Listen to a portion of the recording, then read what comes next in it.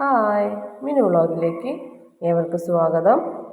ഇന്നിപ്പോൾ നമ്മൾ തയ്യാറാക്കുന്നത് ഒരു പുട്ടാണ്.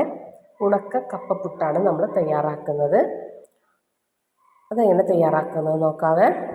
അതിനായിട്ട് നമ്മളിതാ ഉണക്ക കപ്പയാണ് എടുത്തിട്ടുള്ളത്.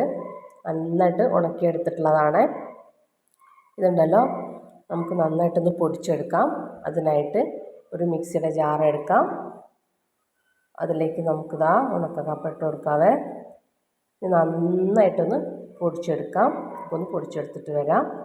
അപ്പോൾ അത് നന്നായിട്ട് പൊടിച്ചെടുത്തിട്ടുണ്ട്. ഒരു ബൗളിലേക്ക് മാറ്റാം. ഇതാ അപ്പോൾ ബൗളിലേക്ക് മാറ്റിയിട്ടുണ്ട്.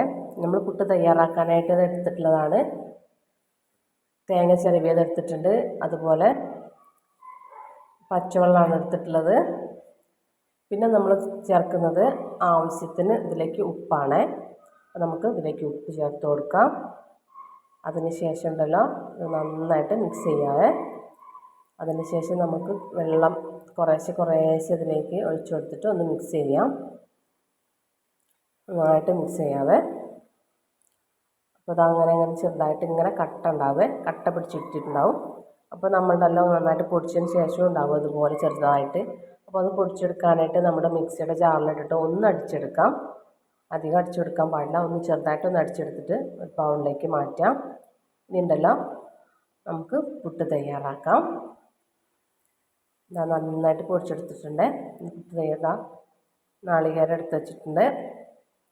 ഇനി ഉണ്ടല്ലോ നമ്മൾ പുട്ട് തയ്യാറാക്കാം. അതിനായിട്ട് നമ്മുടെ പുട്ട് കുറ്റി എടുത്തിട്ടുണ്ട്. അതിലേക്ക് നമ്മൾ സാധാരണ പോലെ പുട്ട് തയ്യാറാക്കാൻ വരുന്നതാണ്. അതുപോലെ തന്നെ ആദ്യം നാളികേരം ഇട്ടു, പിന്നെ പുട്ടുപൊടി ഇട്ട് കൊടുക്കാം. അങ്ങനെ നമ്മുടെ പുട്ട് നിറഞ്ഞിട്ടുണ്ട്. ഇനി നമുക്കത് ആവിയിലൊന്ന് വേവിച്ചെടുക്കാം. അപ്പോൾ നന്നായിട്ട് ആവി വരുന്നത് നമ്മളെ പുട്ട് വെന്ത് വന്നിട്ടുണ്ട്.